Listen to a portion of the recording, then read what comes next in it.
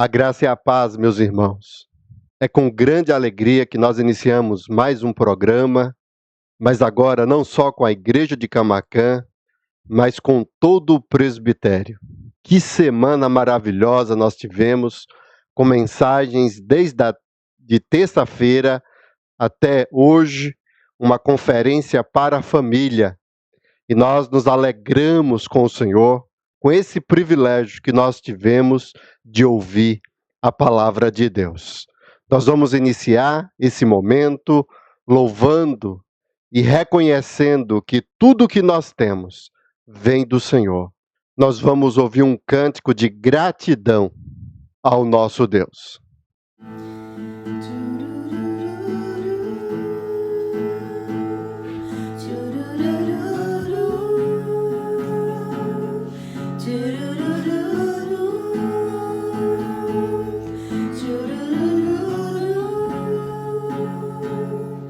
Hoje acordei com a intenção de te falar tudo que eu vi e percebi você fazendo a mim sem merecer, me dando de melhor.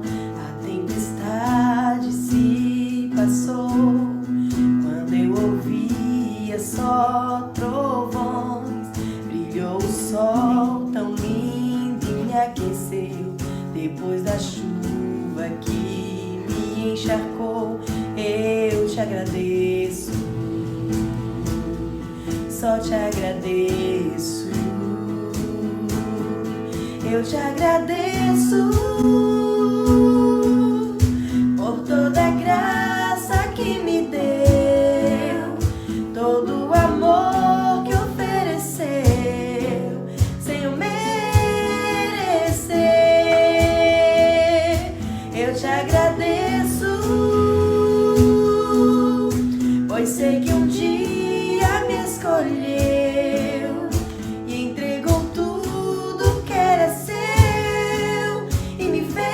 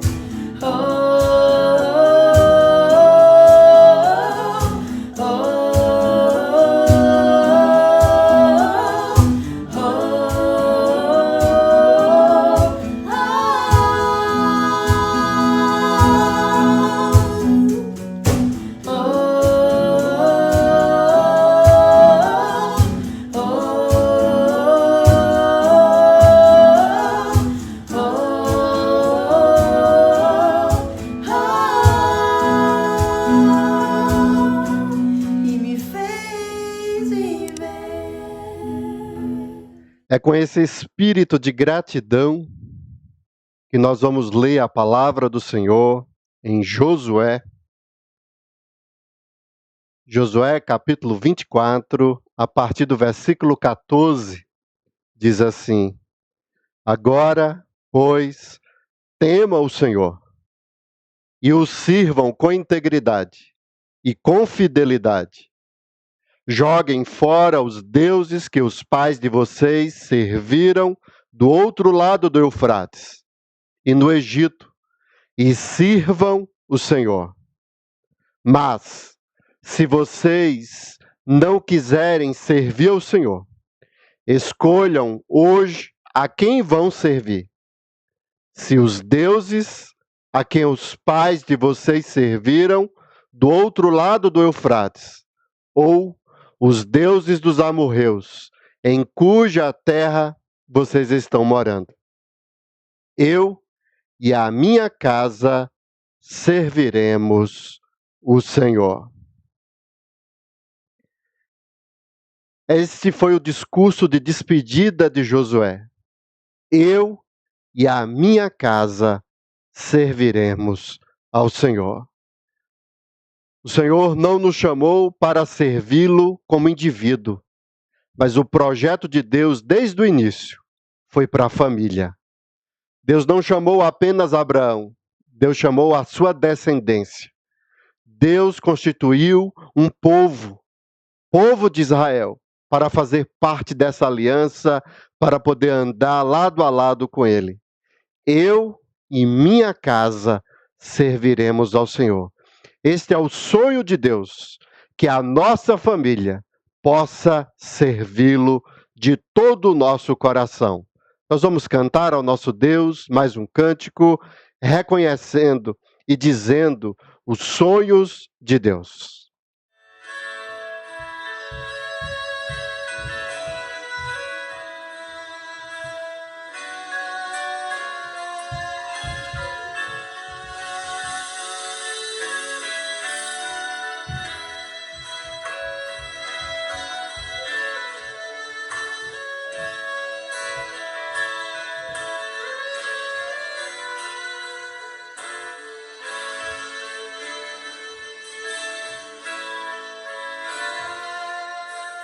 Sonhos de Deus são maiores que os meus. Ele vai fazer melhor por mim. Ele vai além do que eu posso ver. Ele faz o que eu não posso fazer. Deus vai cumprir os seus planos em mim. Ele vai fazer o que Ele apraz. Sou pequeno e falho, mas Ele é Deus. Ele só faz o melhor pelos seus. Deus vai cumprir os seus planos em mim. Ele vai fazer o que Ele apraz. Sou pequeno e falho, mas Ele é Deus. Ele só faz o melhor pelos seus.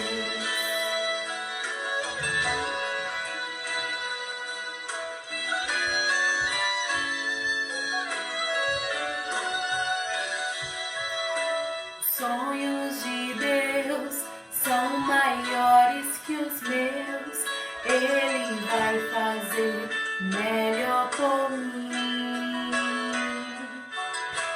Ele vai além do que eu posso ver.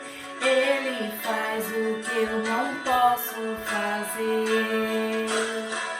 Deus vai cumprir os seus planos em mim. Ele vai fazer o que Ele apraz. Sou pequeno e falho, mas Ele é Deus. Ele só faz o melhor pelos seus.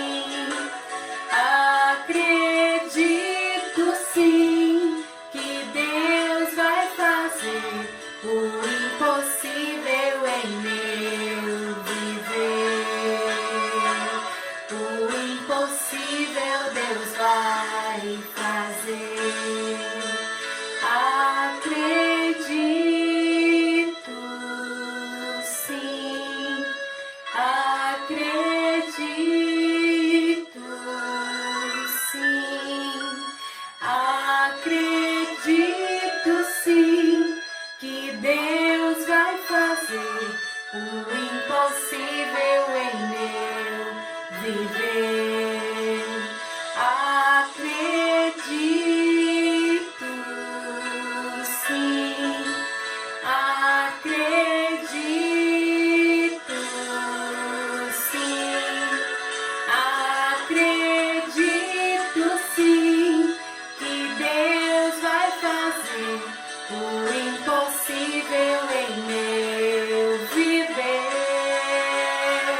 O impossível Deus vai fazer.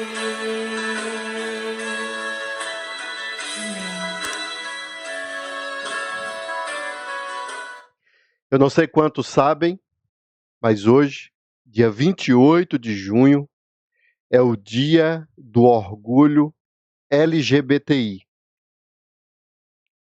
No ano de 1997, na cidade de São Paulo, começou o Orgulho Gay, uma passeata, uma parada em que se juntou em torno de 2.000 pessoas em prol dessa causa. Em 2011, nós tivemos na cidade de São Paulo, para um protesto, uma ação desse tipo, não mais 2.000 pessoas, mas 4 milhões de pessoas.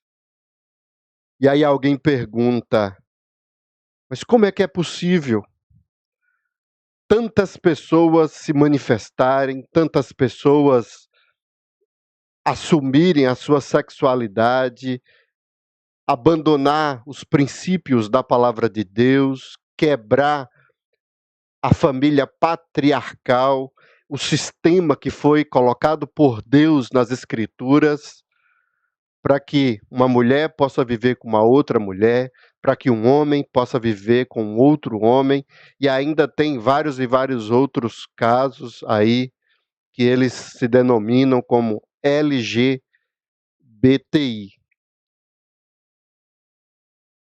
Como entender isso? Como compreender? Por que no passado não tinha tantas pessoas? Por que hoje nós temos uma situação, um quadro que cresce de uma forma estrondosa?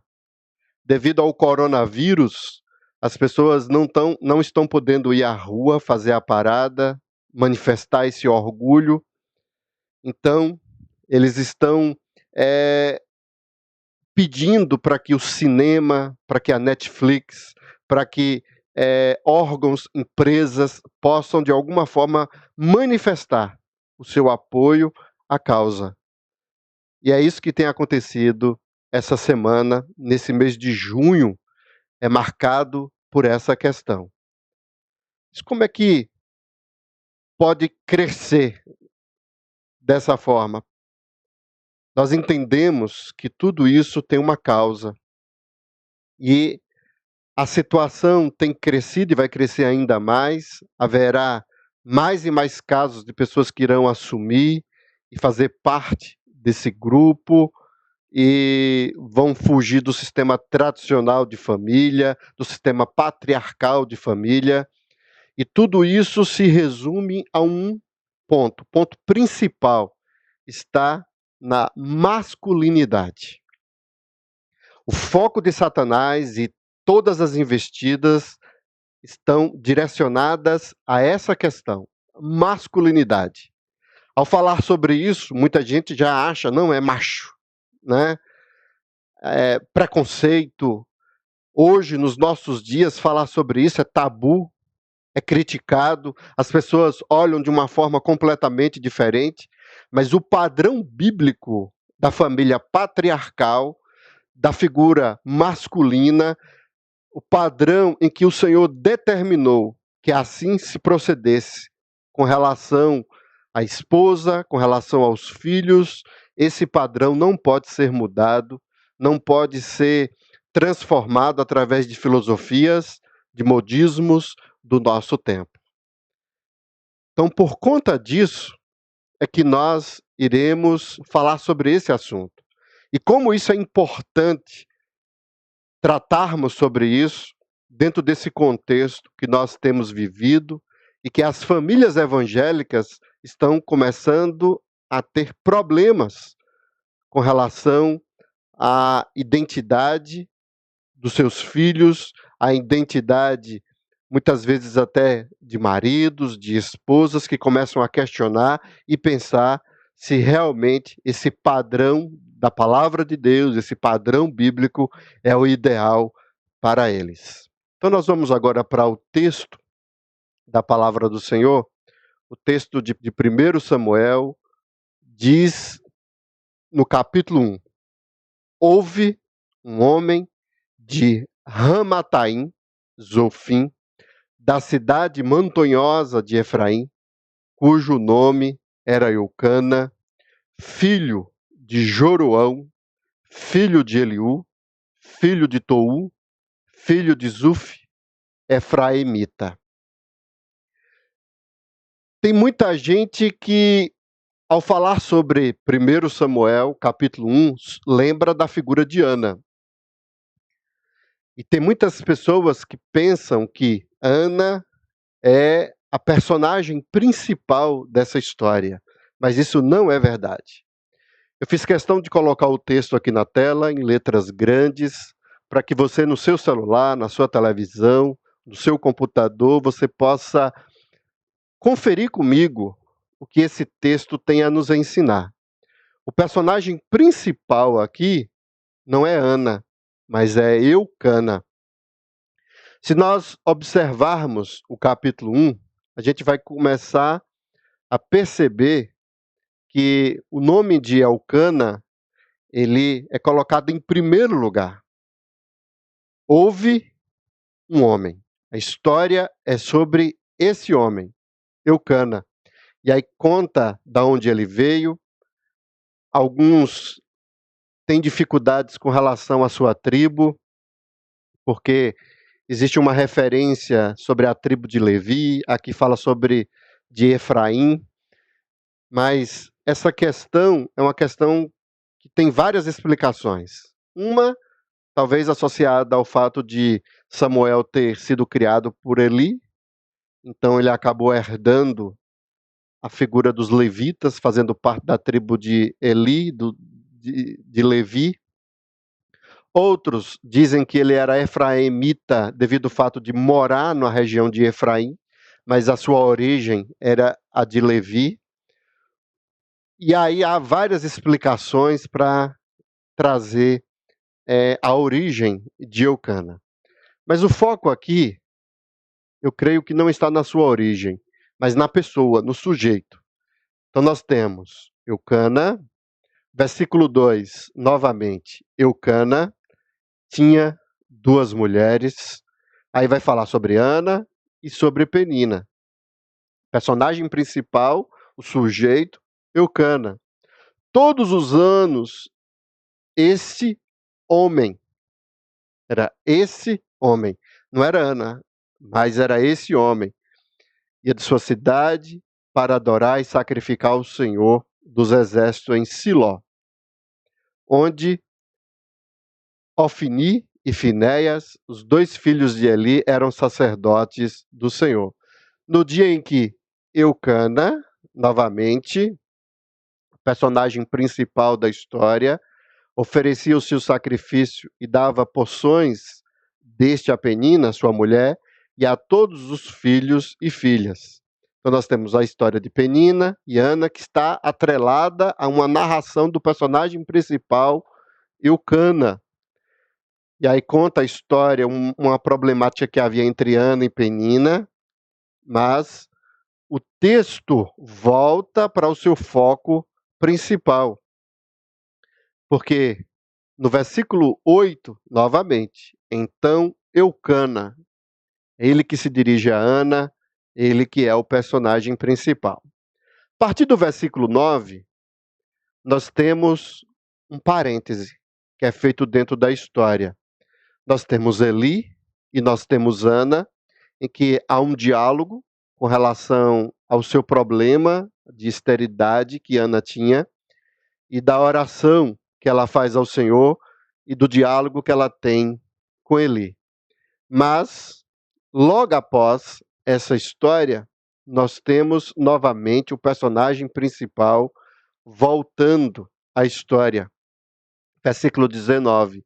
Eles, no caso aqui, a família como um todo, nós temos Eucana, por isso que está no masculino, né? Não seria elas, mas é eles, que é o masculino, é o Eucana, se levantaram de madrugada e adoraram diante do Senhor. Depois voltaram, Eucana e sua família. Novamente foi Eucana, o personagem, o sujeito, teve relações com Ana, sua mulher. Ana aqui acaba sendo uma coadjuvante dentro da história, né? Ela tem o seu papel com relação ao seu diálogo com Eli, mas no capítulo como um todo, olhando de uma forma mais ampla, Eucana é quem sobressai. E o Senhor se lembrou dela. Ana ficou grávida e, passado o devido tempo, teve um filho, a quem deu o nome de Samuel. Aí alguém fala assim, está vendo aí? A ênfase agora está sobre Ana. Mas não é isso que a história conta, porque todas as vezes volta novamente. Eucana, seu marido, foi com toda a sua casa para oferecer ao Senhor o sacrifício anual e para cumprir o voto. Ana, porém, não foi. E ela disse ao seu marido, porque aqui Eucana é que é o personagem principal. Novamente, versículo 23, Eucana, seu marido, é quem responde. E o texto vai trazendo esta ideia, porque depois de terem Eucana primeiro, juntamente com as esposas e filhos, nós temos Ana voltando a falar com Eli, contando sobre a bênção que ela recebeu, por isso também o entrego ao Senhor. E aí alguém vai falar assim, mas agora tem um cântico de Ana, olha a ênfase sobre Ana. Ana mostra a sua gratidão, isso é colocado dentro do texto, mas a todo instante, o texto de 1 Samuel vai trazendo a ênfase sobre um personagem masculino. E ali, eles, não é elas, ou não é ela, é eles, é Eucana, juntamente com eles, adoraram ao Senhor. E logo após o cântico de Ana, no versículo 11, o texto termina dizendo, então, Eucana. O texto não traz a ênfase, depois que Ana louva a Deus, ela canta, ela engrandece ao Senhor, mas o texto fecha com o personagem principal. Ele começa e termina com Eucana. Antes de tratar sobre os filhos de Eli, nós temos a figura de Eucana. Eucana voltou para a sua casa em Ramá, mas o menino ficou servindo o Senhor diante do sacerdote Eli. Então, não há dúvidas dentro do texto que o personagem principal é Eucana. Nós temos dentro do texto, e aí agora a gente vai começar a compreender por que é importante nós definirmos o personagem principal. Porque senão o versículo 3, ele não teria sentido. O versículo 3, ele mostra uma figura do Eucana, juntamente com Eli e a sua família. Então nós temos a família de Eucana e nós temos a família de Eucana versus Eli. Essas duas famílias são colocadas dentro do texto. Então, todos os anos, esse homem ia da sua cidade para adorar e sacrificar ao Senhor dos Exércitos, em Siló, onde Ofni e Finéias, os dois filhos de Eli, eram sacerdotes do Senhor. Então, é de propósito que é colocado isso dentro do texto. Então, Samuel aqui, ao escrever o texto, ele mostra uma comparação sobre como o seu pai e a família do seu pai, ela era diferente da família de Eli e dos seus filhos. Então isso é mostrado, eles eram sacerdotes, eles eram da tribo de Levi, eles que eram responsáveis pelo culto, pelo templo, pelo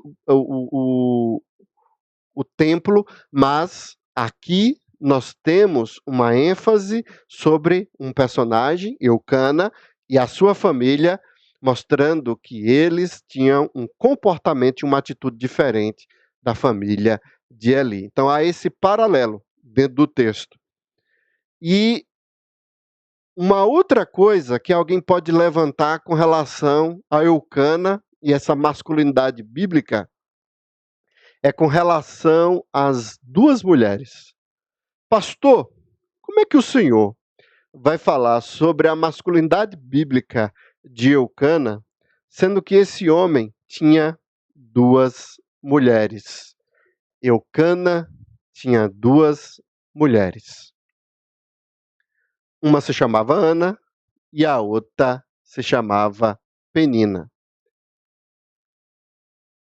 Em Deuteronômio capítulo 21, versículo 15, muitas vezes esse texto é usado para trazer uma base bíblica para a poligamia no Antigo Testamento. Mas eu não vejo dessa forma. Na realidade, eu creio que é uma má interpretação da lei. Mas o texto diz assim: se o homem tiver duas mulheres, então alguém diz assim, está vendo aí? Duas mulheres, então a lei permitia. A lei já previa que isso iria acontecer. Então Eucana, a masculinidade bíblica de Eucana não há problema algum, porque ele tinha duas mulheres e a lei permitia que isso acontecesse. Mas na realidade o texto não trata sobre isso. O texto trata sobre o direito do primogênito. Então, uma questão de duas mulheres, uma a quem ama e a outra a quem não ama. E as duas lhe derem filhos, e o primogênito for daquele não ama. No dia em que repartir a herança entre os filhos, não poderá dar primogenitura ao filho da amada. Então, a lei é sobre essa questão da herança, já prevendo o pecado, já prevendo a problemática que havia sobre o coração do homem. Então, a lei já determinava que eles pudessem já considerar as duas mulheres, mas que não tirasse o direito do primogênito, não importa a mulher que você ama. Por que eu estou dizendo isso? Porque o mesmo processo é falado sobre o divórcio. Existe divórcio dentro da lei.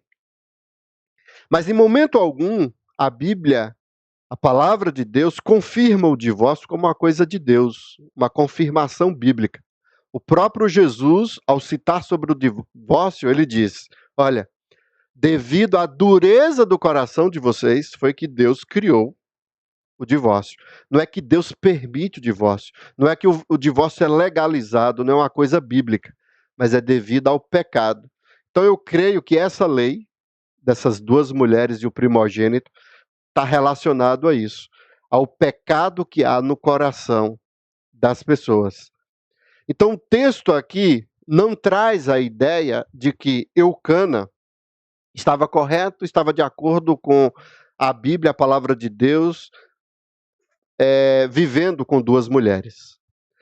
A lei e a determinação, o projeto de Deus para a família é que o homem se junta à sua mulher. É uma mulher no singular.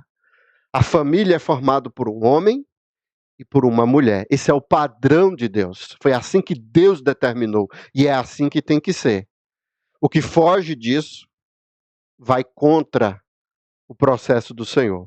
Então, quando a gente aborda sobre masculinidade bíblica, o processo nosso, o propósito nosso não é canonizar Eucana, dizendo que ele era um homem santo, um homem que não pecava, que não errava e que não fazia nada contra a palavra de Deus. Não é esse o sentido. Eucana tinha as suas dificuldades, tinha os seus problemas, era um homem pecador, como qualquer um outro homem é, e não há essa figura de Deus, de homem santo demais, de homem que está acima dos outros. Então, o fato dele ter duas mulheres foi um erro, e esse erro é confirmado na problemática que traz dentro da família, uma rivalidade que havia entre as suas duas esposas, em que uma fazia gozação, provocava a outra, e isso criou um conflito, uma problemática. Aonde há pecado, existe consequência, e as pessoas acabam sendo punidas e castigadas por conta disso. Mas a questão aqui não é essas duas mulheres, mas é a história como um todo, a forma como isso é contado aqui em 1 Samuel. O texto vai mostrar sobre a masculinidade de Eucana, vai trazer essa figura e como esse homem ele se comporta. Isso é chamado a atenção dentro do texto. E é por isso que, na noite de hoje, nós vamos meditar sobre esse tema. A masculinidade bíblica de Eucana. E a primeira coisa que o texto nos ensina é que a masculinidade bíblica de Eucana é observada, é vista no papel de marido. Nós vamos voltar para o texto novamente.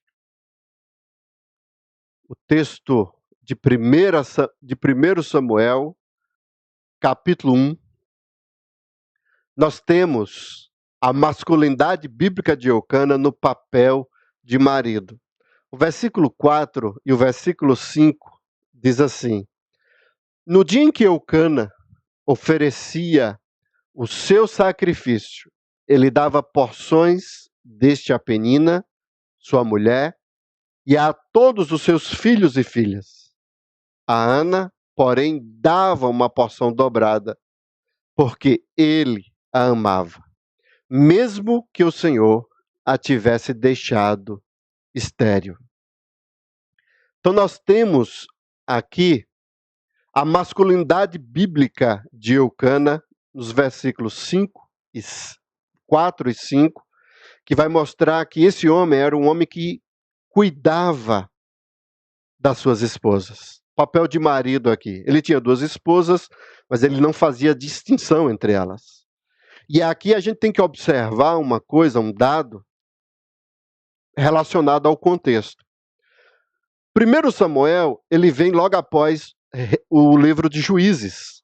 Então é dentro desse contexto em que o povo vivia. O povo de Israel não estava em um período de fartura, de bonança.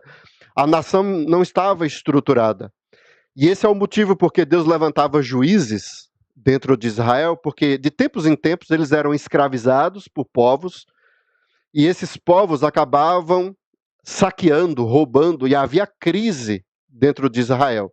Diferente do período em que eles entraram na Terra Prometida, de Josué, agora, Juízes e 1 Samuel, antes de que o rei Davi pudesse assumir o trono, a nação de Israel era uma nação pobre, era uma nação em que o povo sofria.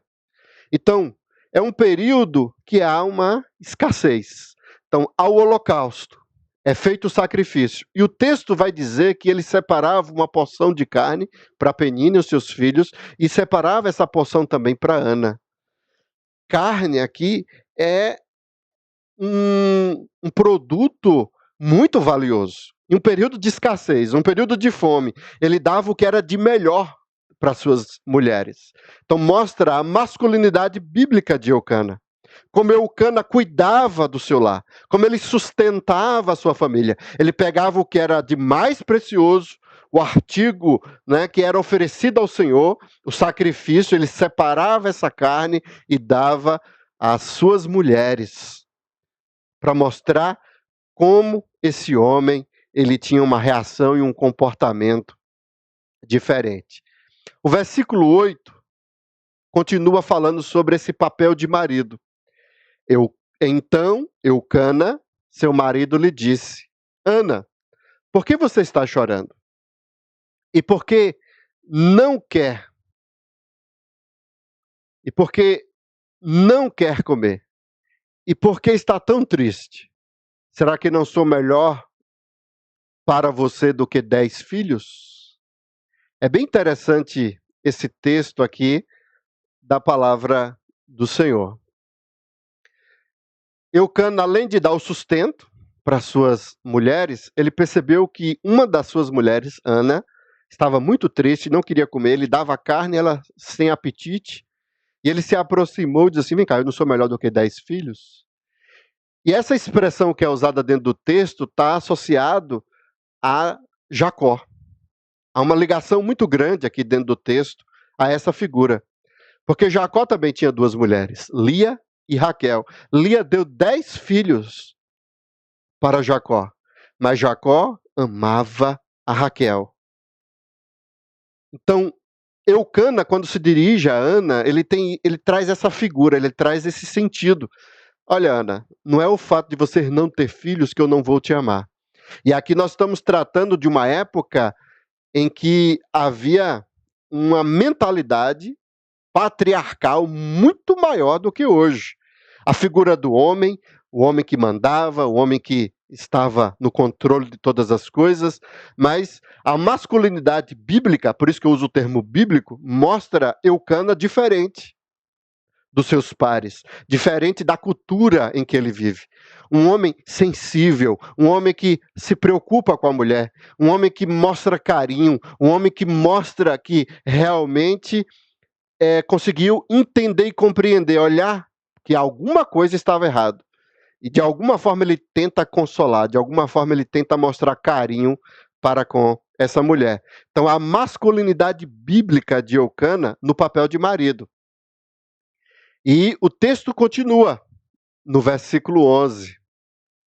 Diz assim: ela fez um voto dizendo: Senhor dos céus, se de fato olhares para a aflição da tua serva e te lembrares de mim, e não te esqueceres da tua serva, e lhe deres um filho homem, eu o dedicarei ao Senhor por todos os dias da sua vida, e sobre a cabeça dele não passará navalha.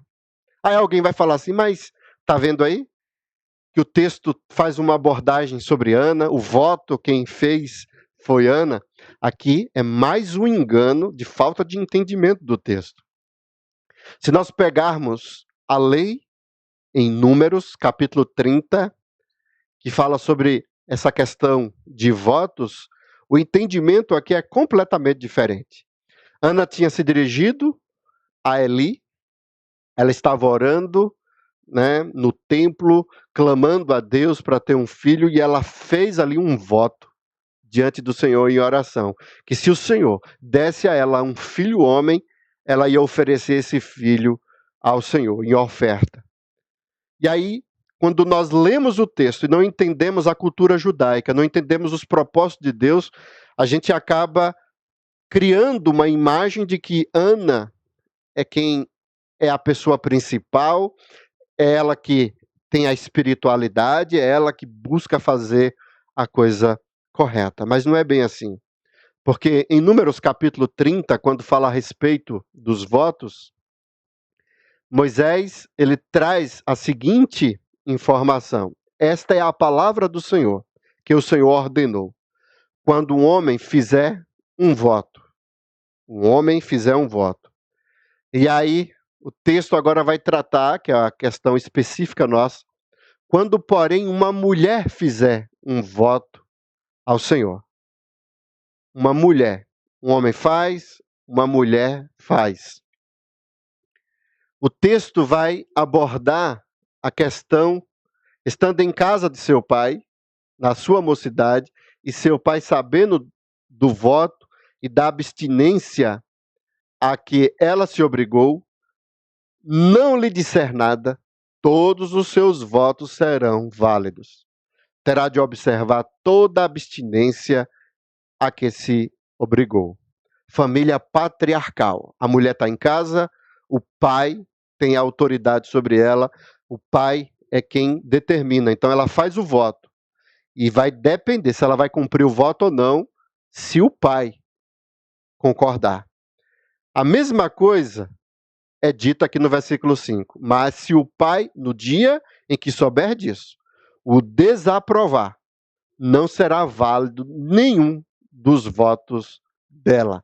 Família patriarcal, questão da masculinidade bíblica aqui. Por que eu estou trazendo esse texto? Porque se nós pegarmos O versículo 10 aqui de Números, capítulo 30, vai dizer assim: porém, se ela, a mulher, a esposa, porque aqui está tratando sobre vários grupos, e agora o versículo 10 traz a informação sobre a esposa, fizer um voto na casa de seu marido, ou com juramento se obrigou a alguma abstinência, e seu marido souber, mas não lhe disser nada, e não desaprovou o que ela fez, todos os votos dela serão válidos, e ela terá de observar toda a abstinência a que se obrigou. Porém, se o marido anulou os votos no dia em que ficou sabendo, tudo que saiu dos lábios dela, quer dos seus votos, quer da abstinência a que se obrigou, não será válido. O marido dela anulou os votos, e o Senhor perdoará isso a ela. Todo o voto e todo o juramento que ela se obrigou para se humilhar, seu marido pode confirmar ou anular. Olha que coisa fantástica quando nós começamos a observar a palavra de Deus de uma forma mais ampla. A masculinidade bíblica de Eucana. Nós lemos o texto e a gente traz todo o peso sobre a figura de Ana. Mas observando a palavra de Deus, a gente vai perceber que existe um propósito por detrás do voto. Eucana precisa confirmar o voto. Ele precisa aceitar o voto, senão esse voto é inválido. Ela não pode cumprir. Ela fica desobrigada de cumprir. Então a masculinidade bíblica de Eucana traz essa figura muito forte dentro do texto. Eucana é um homem que sustenta as suas mulheres, no papel de marido. É um homem que mostra sensibilidade numa cultura, numa época completamente adversa, contrária a uma reação como essa. E é um homem que mostra que tem autoridade, porque é assim o padrão bíblico, é assim que a palavra do Senhor nos ensina. O homem é o cabeça, é o homem que governa, é o homem que está no centro e na frente.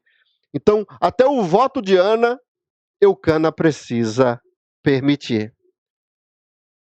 Mas Eucana não é um ditador.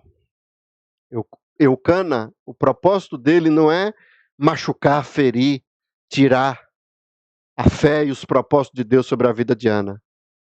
Mas é um homem que se mostra sensível. E ele cuida de Ana. E ele permite que esse voto venha a ser cumprido.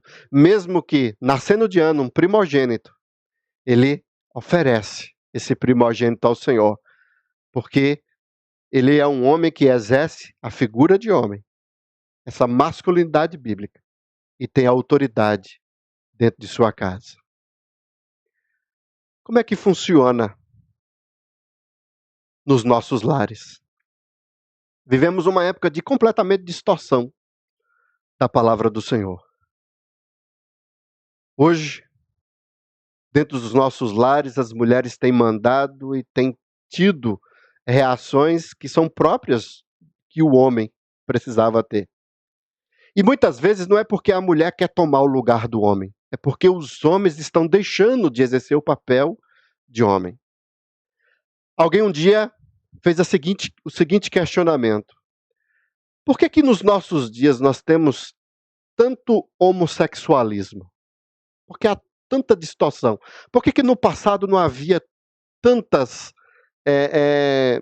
pessoas que assumiam e tinham essas reações? Será que há algum problema com a comida? Será que há algum problema com alguma coisa que nós estamos tendo ou vivendo nos nossos dias? Eu quero deixar claro que uma das coisas principais tem a ver com a masculinidade. Os homens estão deixando de ser homem. E o fato dos homens não exercerem um papel de homens com relação às suas esposas, com relação aos seus lares, é que tem criado essa distorção nos nossos dias. Não só do homossexualismo, mas de várias e várias outras coisas. Mulheres com problemas emocionais, os próprios homens tendo problemas, os filhos. porque os lares estão desajustados, porque a figura, o papel de homem, o projeto, o sonho de Deus para a família foi quebrado, foi distorcido. Josué ele bateu e falou assim, ó, eu e minha casa serviremos ao Senhor.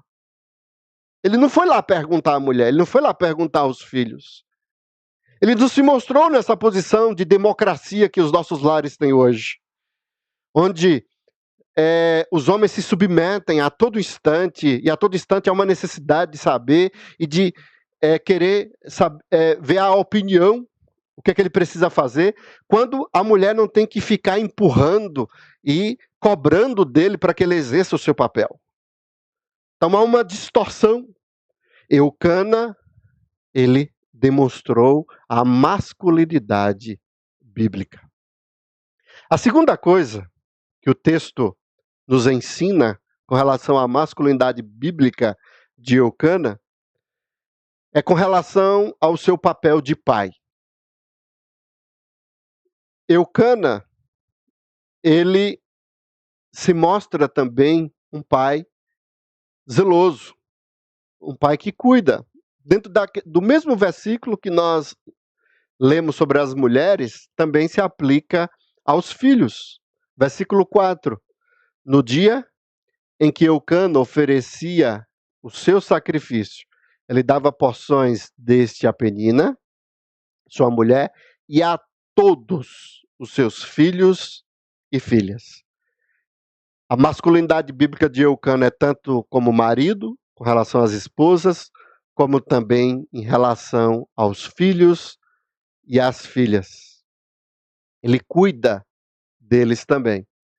Mas o versículo 20 e 23 vai nos ensinar que não só o cuidado com os filhos, mas é muito mais do que isso. A masculinidade bíblica de Eucana vai mostrar no versículo 20. Ana ficou grávida e, passado o devido tempo, teve um filho, a quem deu o nome de Samuel, pois dizia, do Senhor o pedi.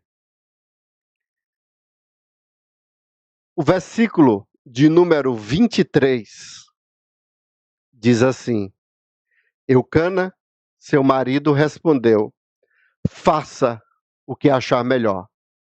Fique aqui até desmamá-lo, e que o Senhor confirme a promessa que você fez. Assim, Ana ficou em casa e amamentou o filho, até que o desmamou. Quando nós lemos o texto, muitas vezes nós não compreendemos o sentido.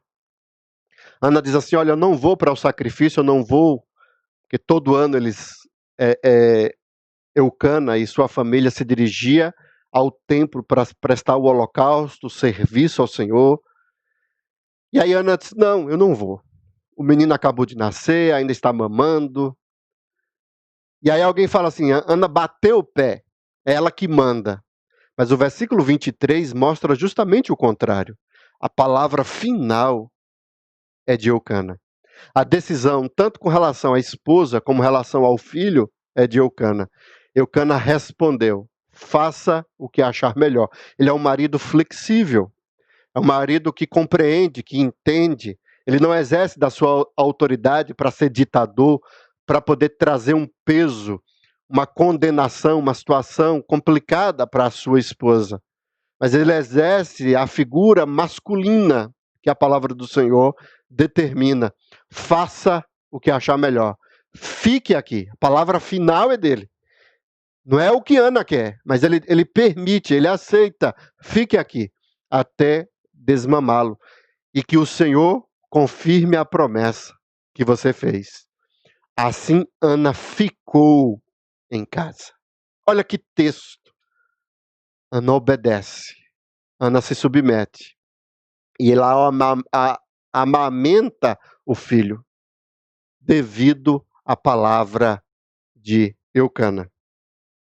Mas a masculinidade bíblica de Eucana, na minha forma de ver e de pensar aqui no texto, não fica apenas no versículo 4, versículo 20 e 23.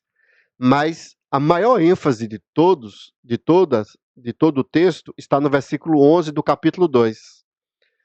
Porque depois de fazer o relato do capítulo 1, do nascimento de Samuel, de oferecer, de Ana fazer o cântico, de louvar a Deus, porque o Senhor ouviu a sua oração, essa história ela é encerrada da seguinte forma: então Eucana voltou para a sua casa em Ramá, mas o menino ficou servindo o Senhor diante do sacerdote Elê.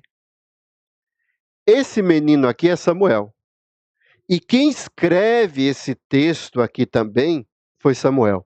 Samuel está contando a história do seu pai. E a forma como essa figura masculina exerce a autoridade, tanto sobre a sua casa, suas esposas, como com relação aos seus filhos. E Samuel faz o relato. O menino ficou servindo o Senhor diante do sacerdote Elê. A masculinidade bíblica de Eucana, no papel de pai, ela pode ser confirmada justamente como a forma que Samuel relata e vê o pai dele, Eucana. Nós observamos na história que Samuel, ele não tem uma simpatia, um amor, um olhar diferenciado apenas para Ana. Na história, as suas palavras mostram o seu carinho e mostram como a sua mãe era uma pessoa especial. É uma pessoa que lutou e brigou para que ele pudesse nascer. Orou e se colocou diante do Senhor. E Samuel deixa isso bem claro. Mas o texto vai trazer uma ênfase como Samuel admira o seu pai. E é aqui onde é que começa a fazer sentido do texto. Porque o versículo 3, nós temos Eli e nós temos Eucana. Esses dois personagens são colocados no versículo 3. Do nada é colocado essa relação entre eles. E aqui nós temos a forma como Samuel olha para Eli, como pai, e o fracasso que ele foi com relação aos seus filhos, e a forma como ele olha para o pai dele, Eucana, e vê que esse era um homem diferenciado. Era um homem que exerceu a masculinidade de conformidade à palavra de Deus. O texto mostra carinho. Samuel não tem raiva, Samuel não fica indignado. Como é que meu pai permite minha mãe fazer um voto desse, de me entregar para que eu pudesse ser criado por Eli? Ele não mostra isso. Ele não mostra raiva, ele não mostra indignação. Pelo contrário, ele entende o pai dele como um instrumento de Deus, alguém que está exercendo a autoridade, alguém que está sendo usado por Deus para que o projeto do Senhor, através da vida dele, acontecesse. Então Samuel faz um relato agradável. Ele elogia o pai, a todo instante ele dá ênfase, ele mostra como o seu pai era cuidadoso, como o seu pai era sensível, como o seu pai tinha autoridade, como o seu pai tinha a palavra final, como o seu pai zelava pela sua família, cuidava da sua família. É essa a ideia que o texto passa no capítulo 1 e no capítulo 2. E aí eu gostaria de fazer uma pergunta para você. Como é que o seu filho vai falar sobre você daqui a alguns anos? Depois que nós morrermos e os nossos filhos constituírem família, qual vai ser a imagem? Qual vai ser a figura que os nossos filhos vão criar, montar, relatar sobre nós, pais? Isso é uma coisa muito séria. Tem muito pai indignado, tem muito filho indignado com seus pais, tem muito filho e filha decepcionado, que tem uma imagem completamente distorcida. Olha para o pai como um pai preguiçoso, olha para o pai como um pai que não cuida, que não zela, olha para um pai como um pai que não é uma pessoa exemplar. Existem pontos positivos, existem coisas que eles admiram, mas num todo não tem a visão que Samuel teve de Eucana, seu pai. E ele faz questão de comparar Eli e de comparar Eucana, e mostrar que como eles eram diferentes. A masculinidade bíblica com relação aos nossos filhos precisam ser aplicadas dentro dos nossos lares, para que os nossos filhos possam olhar para os pais e possam valorizar, possam entender como os pais são importantes, como a figura masculina, como o homem é importante dentro do lar. Isso vai auxiliar uma série de coisas, uma série de problemas emocionais, de crises, de problemas futuros que os filhos poderão ter, se o pai exercer o seu papel bíblico de homem dentro do seu lar. E terceira e última coisa que o texto nos ensina: a masculinidade bíblica de Eucana. Nós já falamos sobre no papel de marido, nós já falamos no papel de pai, agora nós vamos falar no papel de servo de Deus. O texto de 1 Samuel vai mostrar esse papel que Eucana tem dentro do seu lar. Porque a questão aqui não é ser só um bom marido. A questão aqui não é só ser um bom pai. Mas o principal de todos é o relacionamento que nós temos com o nosso Deus. Servindo a Deus. O versículo 19 do capítulo 1 de 1 Samuel diz assim: eles se levantaram de madrugada e adoraram diante do Senhor. Eles se levantaram de madrugada e adoraram diante do Senhor. Como entender esse texto? A Ana levantou, Penina levantou, os filhos levantaram, depois que não, eles aqui traz a ideia da figura masculina. Eucana é o cabeça. Ele que exerce esse papel. É ele que acorda a família, é ele que acorda os filhos, é ele quem tem a atitude que puxa para que isso aconteça. Eles se levantaram de madrugada e adoraram diante do Senhor. O versículo 21 diz assim: Eucana, seu marido, foi com toda a sua família para oferecer ao Senhor o sacrifício anual e para cumprir o seu voto. Porque o voto é feito por Ana, mas é Eucana que bate o martelo. Olha que coisa fantástica nós temos. Eucana, seu marido, foi com toda... É ele primeiro. Ele que vem na frente. Ele é que é o responsável. Ele é que assume esse compromisso. Quem faz isso é Eucana. Eucana que puxa a família para oferecer sacrifício. Para ir servir ao Senhor. O versículo de número 21 traz essa ideia. Ele é o responsável por esse relacionamento com Deus. Agora o versículo 23, novamente. Eucana, seu marido, respondeu: faça o que achar melhor. Fique aqui até desmamá-lo. E que o Senhor confirme a promessa que você fez. Assim Ana ficou em casa e amamentou o filho, até que o desmamou. O homem é quem determina essa questão espiritual. Ele entende que o voto de Ana é lícito, é uma coisa que agrada a Deus, é uma coisa que presta culto ao Senhor, então ele concorda, ele aceita isso. E ele diz: não, Ana, faça isso mesmo. O caminho é esse. É assim que tem que ser feito. Ele compreende que ele dá a palavra final nesse relacionamento de Deus com relação a Samuel e com relação a Ana. E no versículo de número 25, depois de terem sacrificado o novilho, levaram... Quem foi que levou o menino? Foi Eucana, juntamente com sua família. Ele sacrifica. Ele é que presta culto. É ele que oferece o menino. Ana fez o voto, mas Eucana é quem deu a palavra final.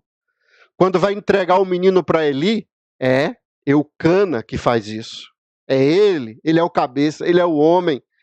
Essa questão do papel de servo de Deus, isso é bem claro dentro do texto. E tudo isso para cumprir com a lei. O objetivo de Eucana era nada mais, nada menos do que a lei se cumprisse dentro da sua família. Porque em Deuteronômio capítulo 12, que fala sobre o lugar verdadeiro de culto, vai tratar sobre esse lugar específico. Porque muita gente não entende e não compreende. Mas vem cá, por que tinha que estar indo para esse lugar, oferecendo holocausto, sacrifício? Então esse texto deixa isso bem claro. Versículo 5 de Deuteronômio capítulo 12. Pelo contrário, busque um lugar que o Senhor seu Deus escolher entre todas as tribos, para ali pôr o seu nome e sua habitação. E para lá que vocês devem ir. A esse lugar, vocês devem levar os seus holocaustos, os seus sacrifícios, os seus dízimos, as ofertas que vocês prepararam, as ofertas prometidas, as ofertas voluntárias, e os primogênitos das vacas e das ovelhas de vocês. Ali vocês comerão diante do Senhor, seu Deus, e se alegrarão em tudo o que fizerem, vocês e suas famílias, no que o Senhor, seu Deus, o tiver abençoado.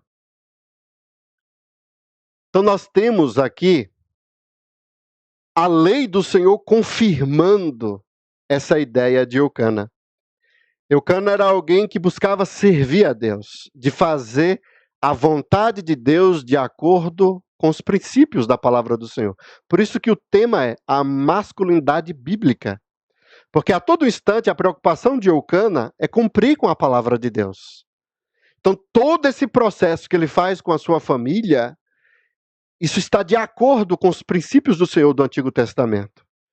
Então, ele não desiste todo ano, mesmo quando Ana teve um menino, ele poderia, não, o menino é novinho, está mamando, vou ficar aqui com Ana para ela não ficar só.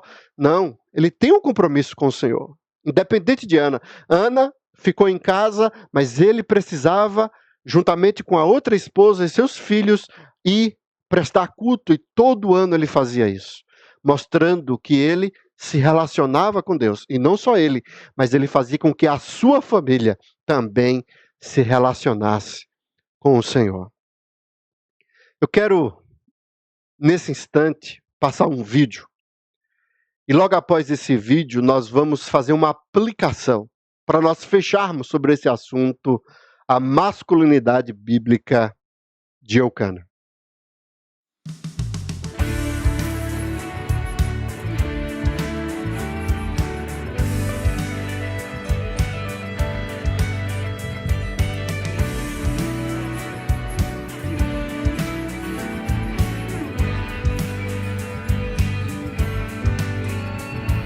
Sobre os céus virá, a ele os reis se prostrarão.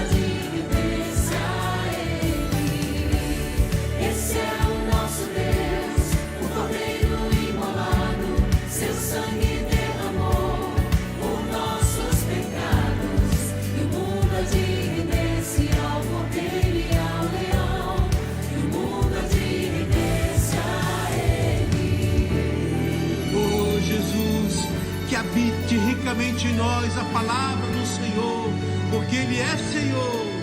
Quem impedirá o Senhor? Pois quem impedirá o Senhor? Quem impedirá o Senhor? Pois quem impedirá o Senhor? Quem impedirá o Senhor? Pois quem impedirá o Senhor? Quem impedirá o Senhor? Pois quem impedirá o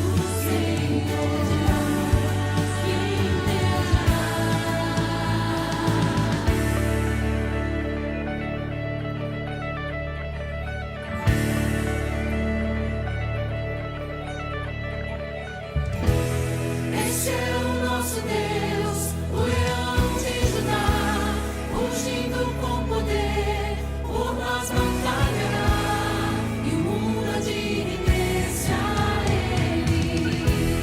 Esse é o nosso Deus, o cordeiro imolado, seu sangue derramou por nossos pecados, e o mundo há de render-se ao cordeiro e ao leão, e o mundo há de render-se a Ele. Esse é o nosso Deus, o leão de Judá, ungindo com poder, por nós batalhará, e o mundo há de render-se a Ele. Esse é o nosso Deus, o cordeiro imolado, seu sangue derramou por nossos pecados, e o mundo há de render-se ao cordeiro e ao leão, e o mundo há de render-se a Ele.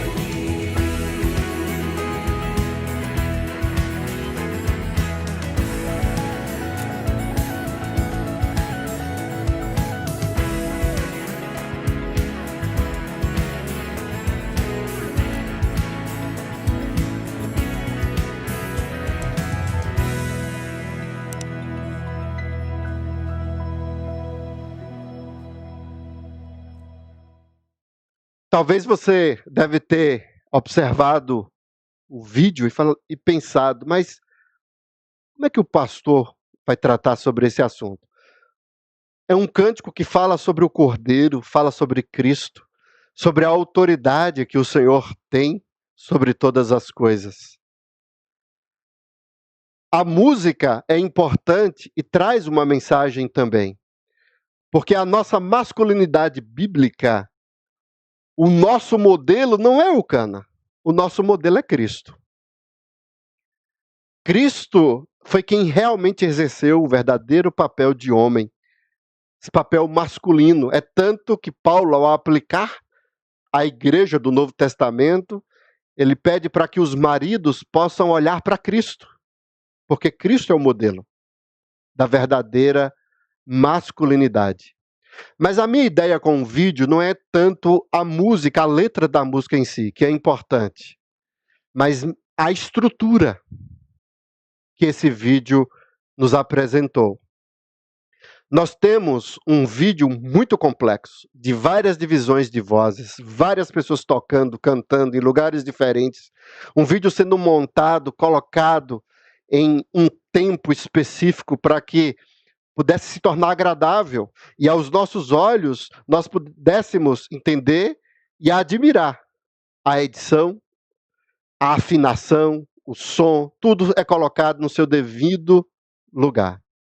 Qual é a minha ideia com esse vídeo que nós acabamos de assistir? A minha ideia é que este é o papel do homem. A masculinidade bíblica é justamente isso. Esse vídeo, para que ele pudesse ser editado, gravado, cantado, e que as coisas ficassem no seu devido lugar, houve a necessidade de que alguém, um cabeça, um líder, alguém idealizasse, alguém pudesse estar à frente para que tudo pudesse acontecer. Tem que ter um maestro, tem que ter alguém que administre, tem que ter alguém que venha a reger, alguém que venha dizer que tal coisa está afinado, tal coisa não está, tal coisa vai ser cortado, tal coisa não vai. Assim é o papel do marido dentro da família. O marido tem o papel de ser o cabeça. Ele é o cabeça com relação à sua esposa. É o marido que tem que dar o norte. É o marido que tem que cuidar, tem que trabalhar, tem que sustentar, tem que ter a sensibilidade. É o marido que tem que ter a palavra final com relação ao seu lar. E isso em relação à figura de pai, com relação ao filho ou aos filhos que ele tem. A masculinidade bíblica mostra que ele é o cabeça. E ele precisa cuidar dos filhos, ele tem que sustentar.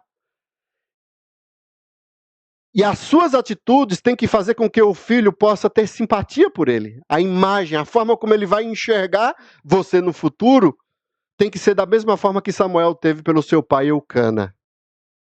Nós precisamos criar os nossos filhos na admoestação do Senhor, não provocando eles a ira, mas ensinando-os no caminho que se deve andar.